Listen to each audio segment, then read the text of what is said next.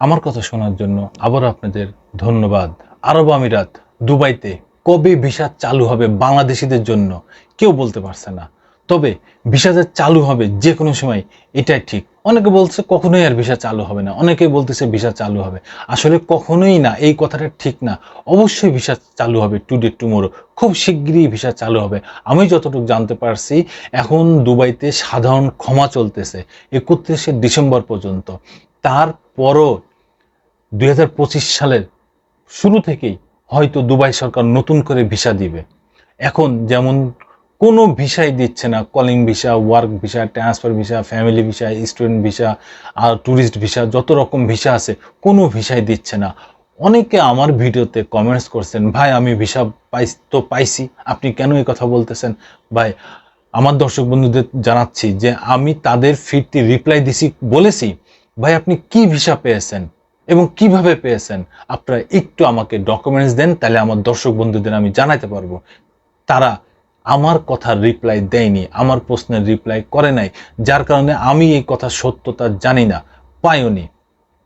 Dubai যে visa বন্ধ করেছে এটার কোনো লিখিতও নেই এবং তারা ঘোষণাও দেয়নি, কিন্তু দুবাইয়ের ভিসা বন্ধ হয়ে গেছে। কিভাবে হয়েছে, কেন হয়েছে এটা জানি না। তবে কেউ কেউ বলতেছেন যে এই এই যে ছাত্র জনতা আন্দোলনের সময় আমাদের প্রবাসী ভাইরা যে আন্দোলন করেছে, 57 জনকে গ্রেপ্তার করে বিভিন্ন মেয়াদে সাজা দেওয়া হয়েছে, জরিমানা করে হয়েছে। পরবর্তীতে ডক্টর মোহাম্মদ ইউনূসের নেতৃত্বে যে অন্তর্বর্তীকালীন সরকার গঠন হয়েছে, সেই ইউনূস সাহেবের অনুরোধে দুবাই সরকার তাদের সাধারণ ক্ষমা ঘোষণা করে এবং তাদের পরবর্তীতে দেশে পাঠানো হয়। এখন তারা বাংলাদেশে।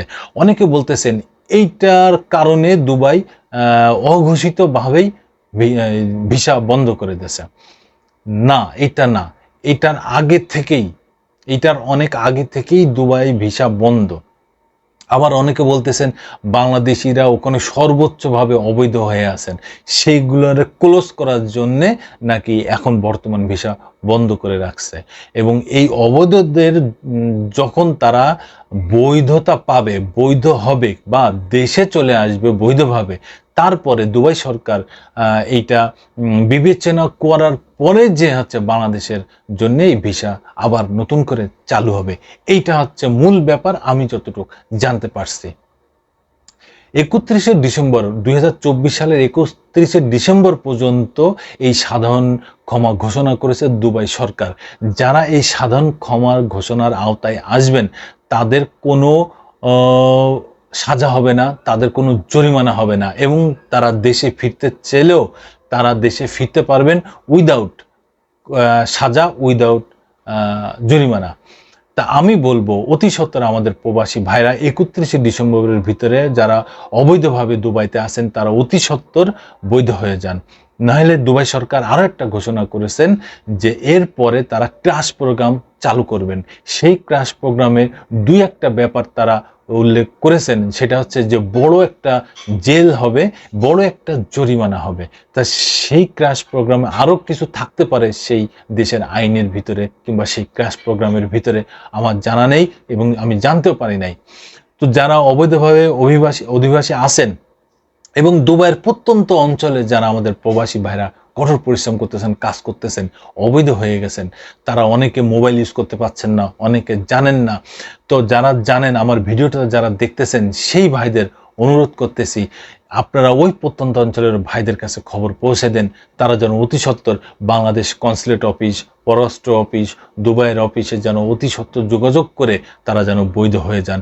এবং যদি কেউ দেশে ফিরতে চান জরিমানা বাদে, সাজা বাদে, অবশ্যই আপনারা যোগাযোগ করেন, আপনারা এখন দেশে ফিরতে পারবেন 31শে ডিসেম্বরের ভিতরে। এই বিষয়ে সময় নিউজ একটা নিউজ করছে, কি বলছে একটু শুনি। আরব আমিরাতের ভিসা কবে চালু হবে?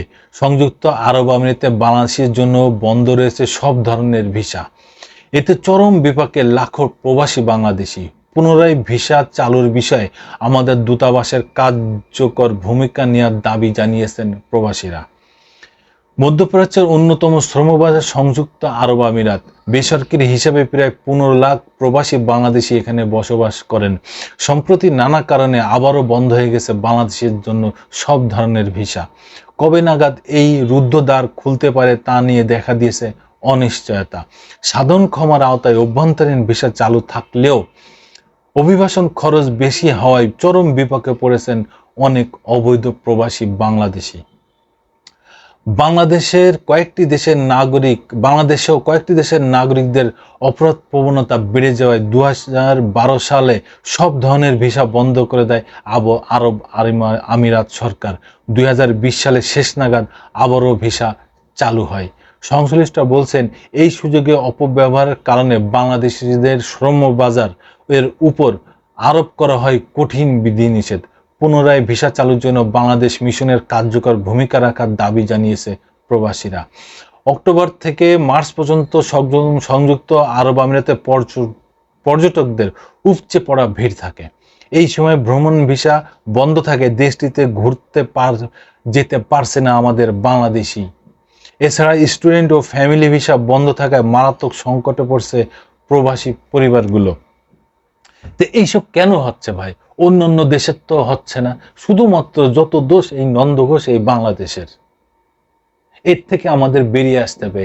আমাদের সরকার যারা আছেন, বিগত যে আওয়ামী লীগ সরকার ছিল, তারা তো একটা মাকাল ফল ছিল, তারা তো শুধু নেয়ার ধান্দায় ছিল, কিছু করার ধান্দা নেই। প্রবাসী ভাইরা যখন এই আমাদের হযরত শাহজালাল আন্তর্জাতিক এয়ারপোর্টে আসতো, আহারে কি কষ্ট নাই করতো, তাদের মালপত্র সব চুরি হয়ে যেত, তারা এত কষ্ট করে ইনকাম করে নিয়ে আসতো, আর এখান থেকে সব চুরি হয়ে যেত, আর শুধু নেয়ার ধান্দায় আছে। তাদের জন্য কোনো রকম উপকার করে নাই এই আওয়ামী লীগ সরকার। এখন যে নতুন সরকার আসছে, ডক্টর মোহাম্মদ ইউনূসের সরকার, অন্তর্বর্তীকালীন সরকার, তারা এখন এই ভিআইপি লাউঞ্জ চালু করছে প্রবাসী ভাইদের জন্য। জানো, তারা এখানে ম্যানও থাকবে, অনেক ম্যান থাকবে, যারা প্রবাসী ভাইরা যখন বিমানতে নামে এই এয়ারপোর্টে ঢুকবে, তখন তাদের সব রকম সহযোগিতা করা হবে। তাদের খাবারের ব্যবস্থা থাকবে, ইভেন যত রকম সুযোগ সুবিধা এয়ারপোর্টের, সব রকম সুযোগ সুবিধা তাদের দেওয়া হবে। ভিআইপি সুযোগ সুবিধা দেওয়া হবে আমাদের প্রবাসী ভাইদের। অন্তর্বর্তীকালীন সরকার, ইউনূস সরকার এইটা অলরেডি গতকাল উদ্বোধন করছেন।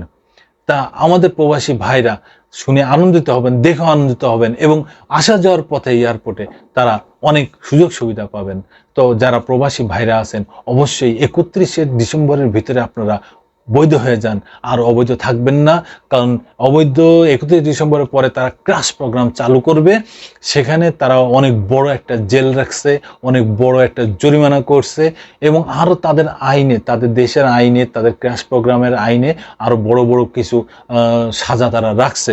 তো আমরা প্রবাসী ভাইরা, আমরা যারা ওই প্রত্যন্ত অঞ্চলে আছি, এখনো জানি না, ভিডিওটা দেখি নাই, তাদের অনুরোধ করতেছি, যারা দেখতেছেন তারা ওই ভাইদের জানিয়ে দেন যেন 31শে ডিসেম্বর ভিতরে তারা বৈধ হয়ে যান। এবং যারা দেশে ফিরতে চান, তারা অবশ্যই দেশে ফিরে আসেন, কোনো সাজা হবে না, কোনো জরিমানা হবে না। ধন্যবাদ। আবার আসবো নতুন কোনো কথা নিয়ে, নতুন কোনো ঘটনা নিয়ে। আমি প্রিন্স।